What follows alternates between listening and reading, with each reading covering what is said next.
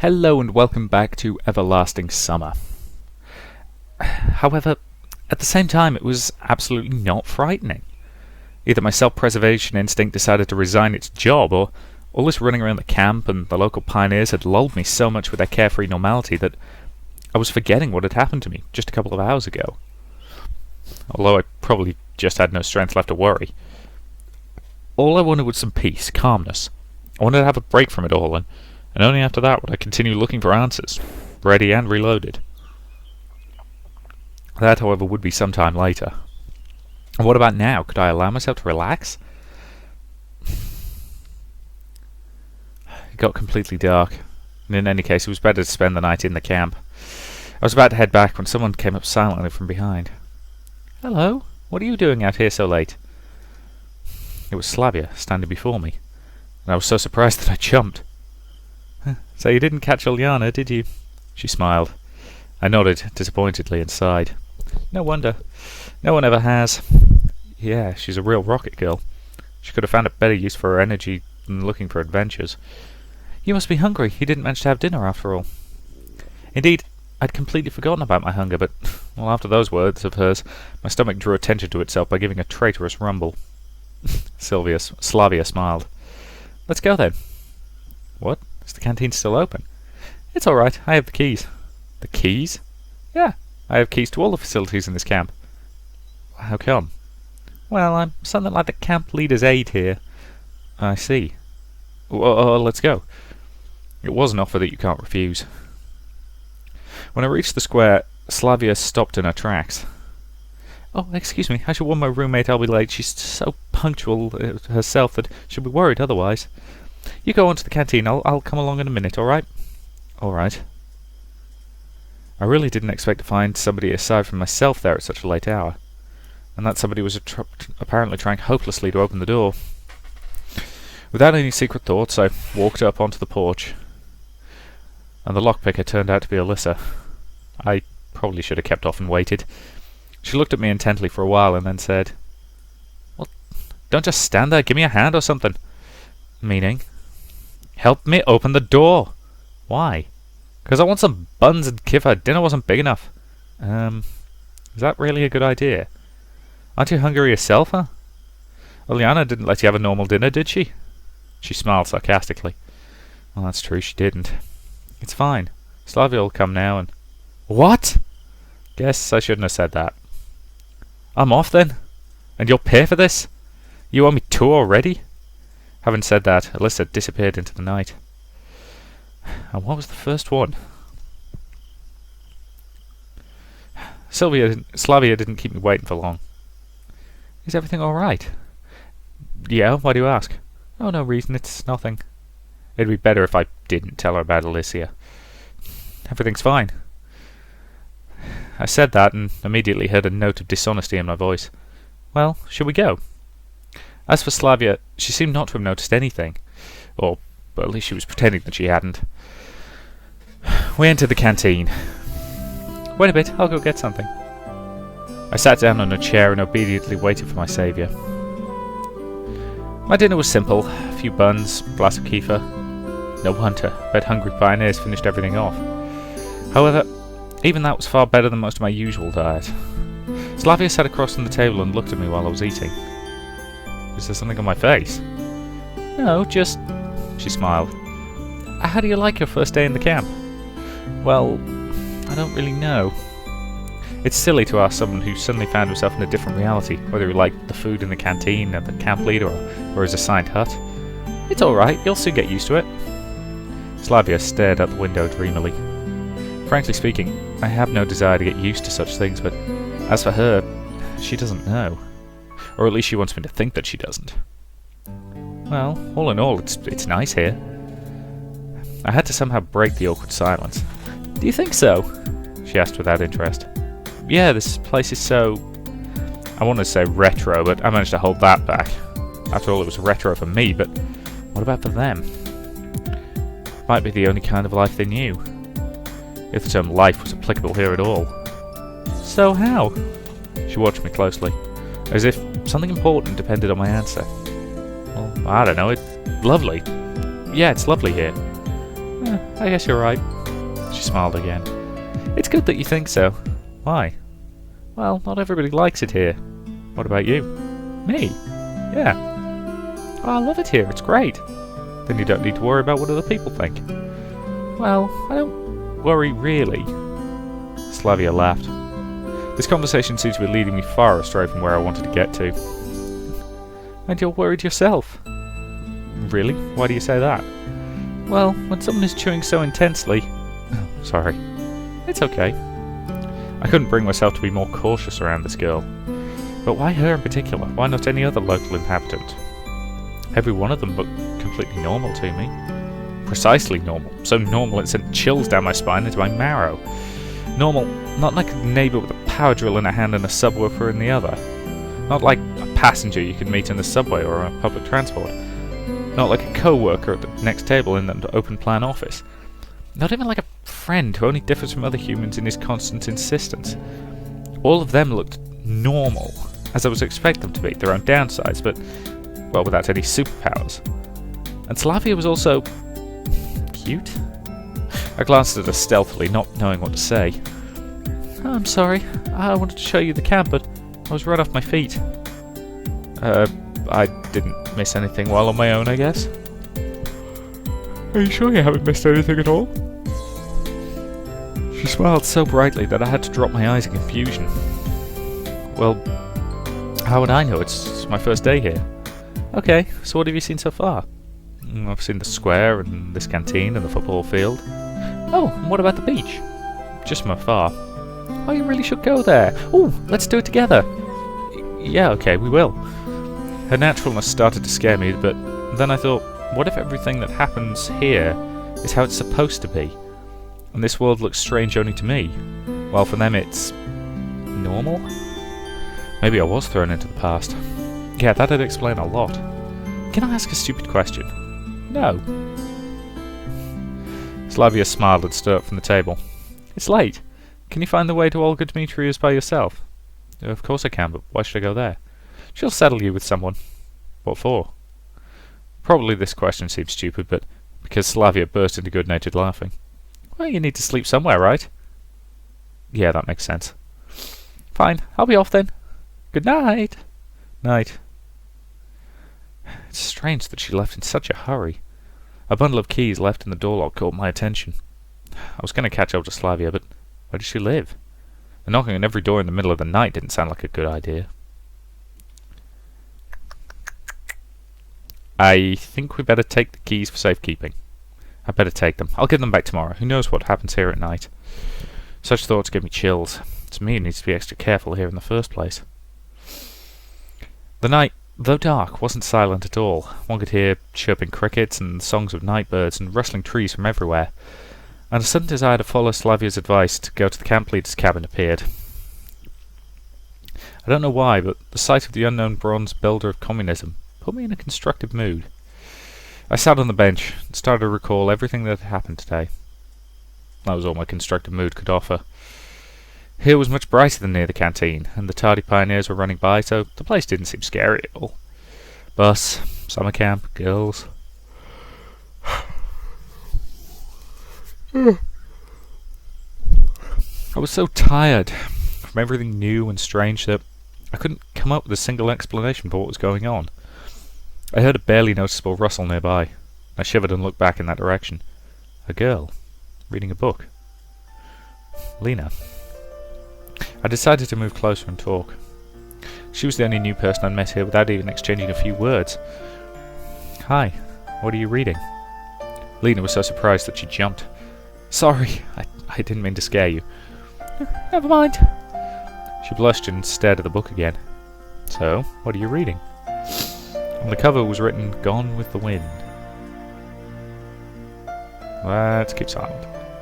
Honestly speaking, I haven't read it, but I think that literature suits her well. Lena didn't seem to be interested in continuing the conversation. Well, if I'm bothering you... No. She answered while still looking at the book. Can I sit beside you for a while? Why? And really, why? Maybe I was just tired and having company's better than being alone. Maybe I wanted to find out something from her. I carefully examined Lena. No, I'd help that. Well, I don't know. I'm not allowed to. Feel free. But if I'm bothering you... No, you're not. I can leave, just say. Everything's alright. Okay, then. I sat on the end of the bench carefully. After such an intense talk, staying here was the last thing I wanted, but it wouldn't be nice to just stand up and leave. That really didn't go well, huh? Lena hasn't answered anything. It seems that I made a fool out of myself. I bet if Ulyana was here, she'd have had a good laugh at me. Do you enjoy being here? I recalled Slavia's question and thought it would be a good start for a conversation. Yes. She smiled slightly. I guess I like it too. Lena definitely wasn't very sociable, and I probably can't carry on a meaningless conversation as easily as Slavia. But there was something about her that attracted attention. Like a momentary glimpse of a reflection in the glass on a rainy autumn evening, which makes you turn around, stare into the darkness, searching for something that you saw out of the corner of your eye. Of course. You weren't able to distinguish or understand what it was, but it did still feel so tempting. Lena was still reading the book without paying any attention to my presence, and I had no intention of asking her anything about this camp or this world in general. Beautiful night. Yes. How in the world do you start up a conversation with her? It's late, I have to go. Yes, it is quite late. Good night. Night. There was something very strange about this girl. At first glance, she's a typical shy and modest pioneer girl, but the mystery of Lena took its own place in the massive list of mysteries about this camp which I'd started to put together in my head. A lazy evening. It's nothing like a good time with nothing to do. I headed toward Olga Dmitrievna's camp. The light in the house was on. Hello, Semyon. You're quite late. Yeah. I went for a walk to look around the camp. Ah, alright. You will be sleeping here. She pointed her finger at one of the beds. Right here? I was a bit surprised. Yeah, is something wrong? We're out of free cabins anyway. The camp leader smiled, but I think it was just out of politeness. You do want to be a decent pioneer, don't you? There was clear emphasis on the word decent. Yeah, sure. I was lost in thought for a moment. Don't you mind it, mademoiselle? She looked at me oddly, with surprise and some offence in her eyes. A pioneer should respect their elders. Olga Dmitrievna said strictly. Of course he should, no one argues with that. I blathered into not realising what was wrong. Shouldn't you also? She stared at me. Under such a gaze, even mithril forged by the best dwarven masters from the deepest dungeons would melt. Should I what? What's up, Toots? Annoyance and a lack of understanding made me raise my voice. You must address adults appropriately. Yes, of course, there's a lot of strange things here. This girl's only a couple of years older than me. Maybe even younger. I decided not to argue. While just a few minutes ago, I would never have called her an adult. I have to admit, she was given a strong character. In any case, I wasn't in a position to argue. As you say, Mom, I mumbled. That is much better. That is how a decent pioneer should conduct himself. And now it's time to sleep. Honestly speaking, I was going to become neither a decent nor indecent pioneer. Just yesterday, I wasn't going to become a pioneer at all. Do I have a choice now? If I don't want to, I'll have to make you. This is the motto.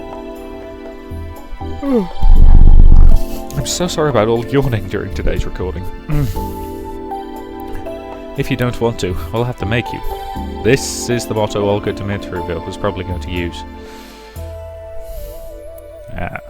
I climbed onto the bed and closed my eyes, only to realise how tired I was after today.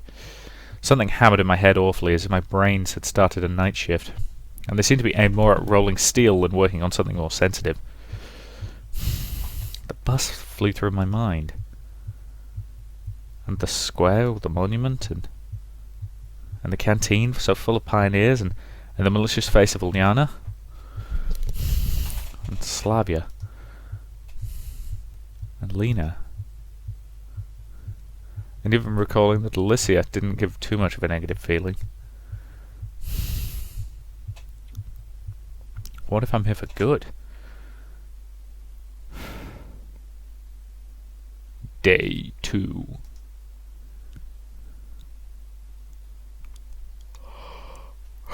I was having a dream. It seemed like I was in some kind of vacuum, with nothing but nothing all around me. But not only around, I was the only creature in the universe, as if the universe had returned to a state of singularity right before the Big Bang, and something was just about to happen. And suddenly I heard this voice, and I couldn't make out the words, but it sounded familiar. And the voice was whispering something gently, as if soothing me. And then I realized it was the voice of that strange girl from the bus. The girl from the dream. But what's she trying to tell me? Who is she? I woke up. Bright sunlight struck my eyes. It was almost noon. After stretching lazily on the bed and yawning, I started to recall the previous day.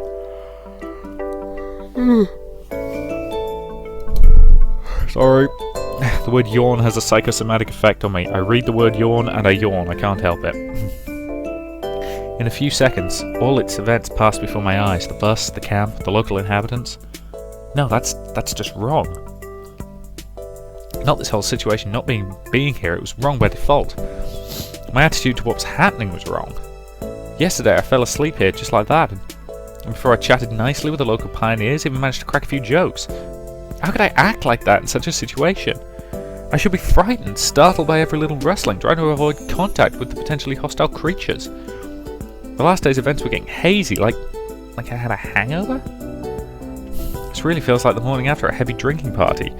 Yesterday's natural, flawless, absolutely normal conduct becomes a nightmare in the morning, a grotesque illusion from the Divine Comedy. Yeah, it's just like that. And I can't change the past now.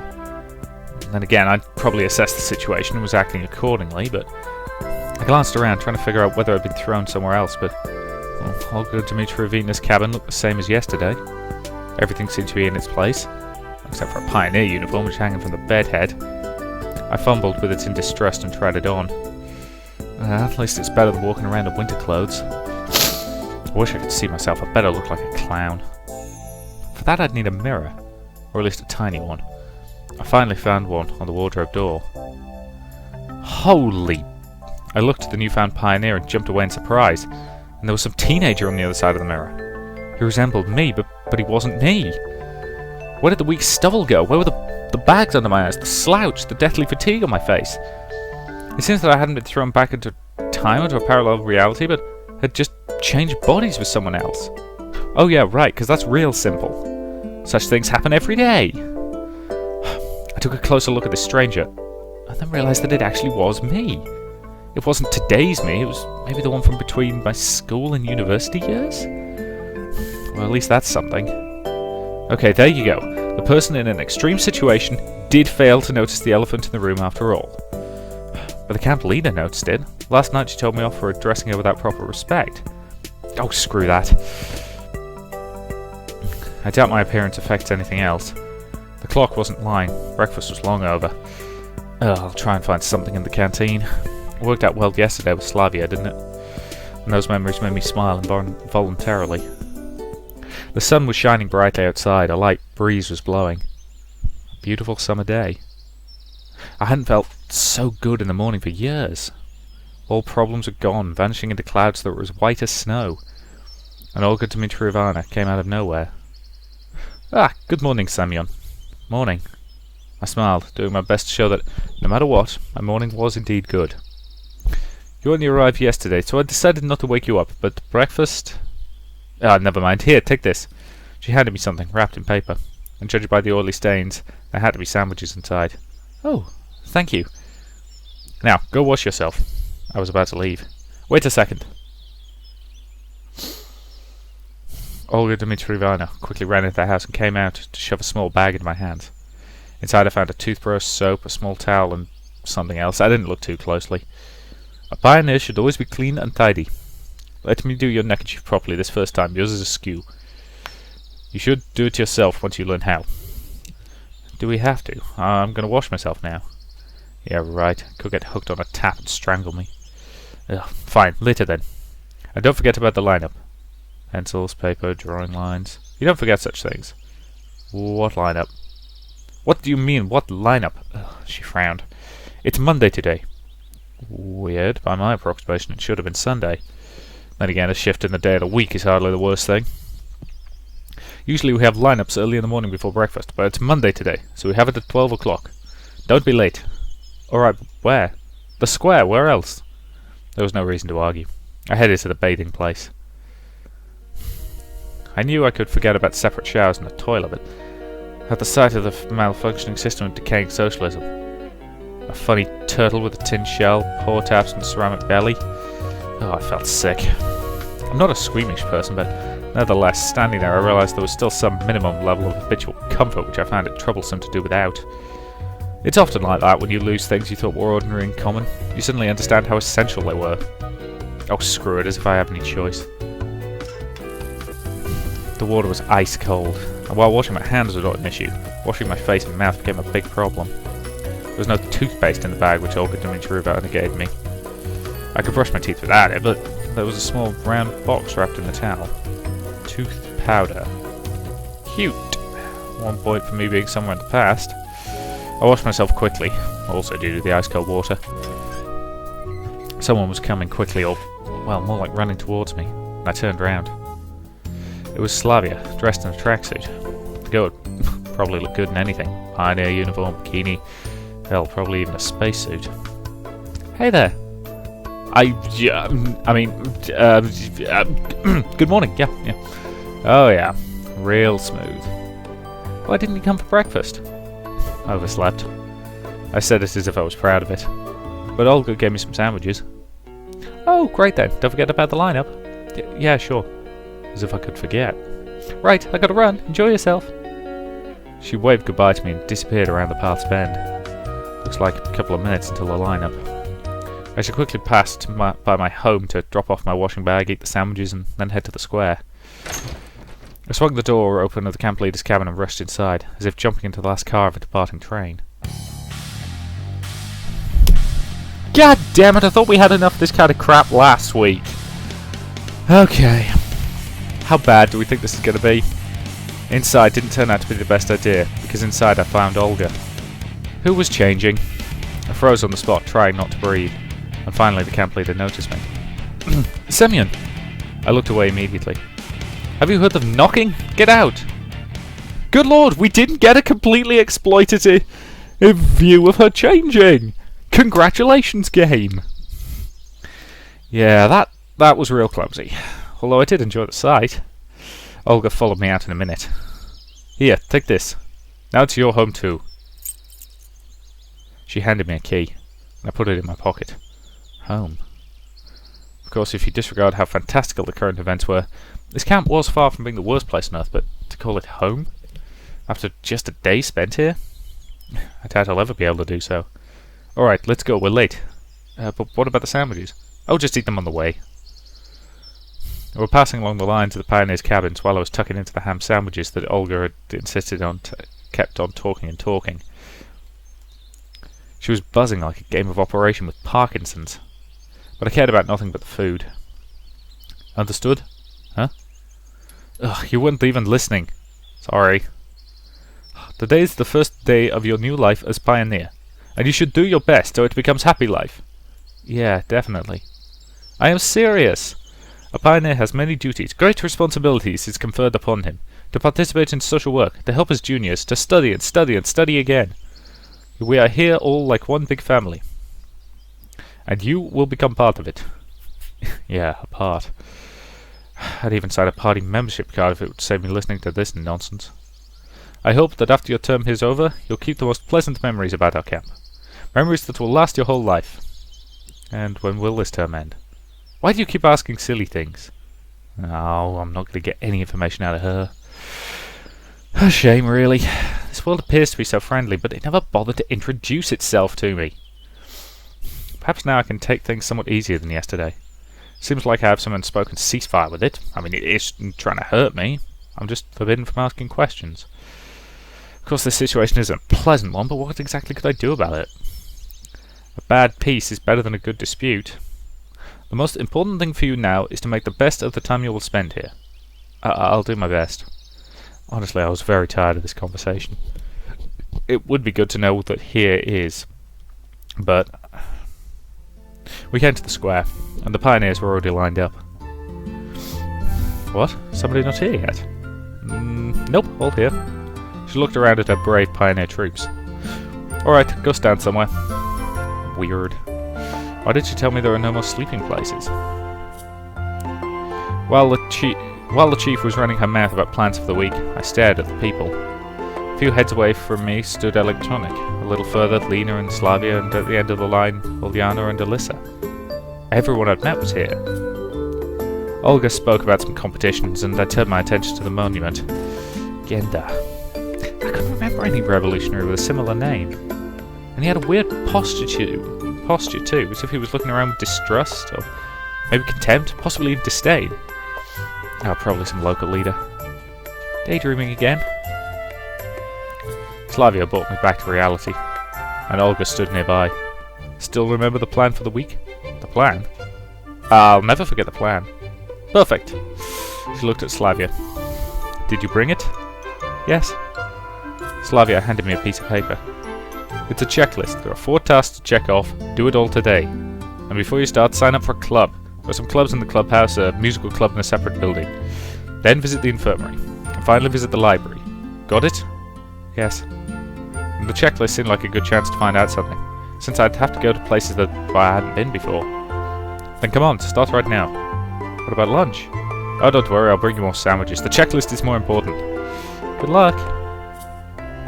They departed too fast for me to ask anything else. Missed breakfast, and now I'm going to miss lunch too. This isn't good. Maybe I'll manage it in time somehow. Lunch starts at 1. And then again, if I go there, I might miss a place from the checklist. Oh, it's too early to go to the canteen anyway. Ooh! We actually get to navigate around. Okay, well, we start with the clubhouse then. I went to the clubhouse. To tell the truth, well, I never really liked extracurricular activities. At school I used to find any excuse to skip extra classes, and at university I had no interest in participating in the student council. I wasn't interested in boxing, or aeromodelling, or sewing. I came here just to check off the box.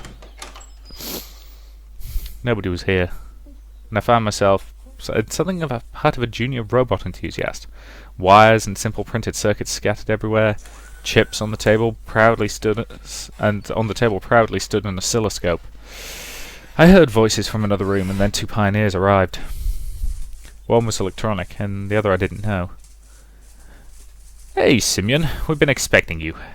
Seems he knows everything about everyone. Why were you expecting me? Well, of course, because you came up to sign up to our cybernetics club, didn't you? He didn't let me answer. And this is Shurik, he's in charge here. I assume there's only 2 of you in the club. Well, you could say that it's 3 now. Shurik came up to me and assertively offered his hand. His face was somewhat familiar. Welcome to the club. Yep. Now, I'll show you around. Make yourself at home. Guys, I just wanted to... We're always welcoming new members. He said it in such a way that the anthem of the Soviet Union started playing in my head. It's amazing. I even remember the words. First grade had a textbook with lyrics in the back. No, I just wanted you to sign my checklist. Yep, you sign up to the club and we'll sign your checklist. He grinned. I was getting ready for a long and boring argument, but then I heard someone enter. I looked back and saw Slavia. Ah, Simon, I hope they're not getting you into any trouble. She narrowed her eyes, looking at the future of the motherland's robotics industry. I know these 2. They can. Well, you know, I actually just needed to get my checklist signed. I decided to take advantage of the situation. Oh, no problem. Give it to me. Slavia took the paper and marched up to Shurik. Sign it? Hold on, we're not done yet. You're done. Sign it now.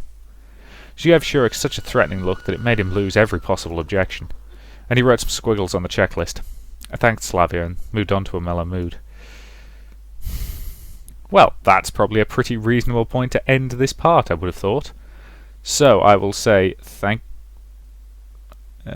okay, so they've got little things where each person is, I assume, possibly, not sure. Anyway, either way, that to me seems like a pretty decent point to end this part, so thank you very much for watching, and I'll see you in the next part.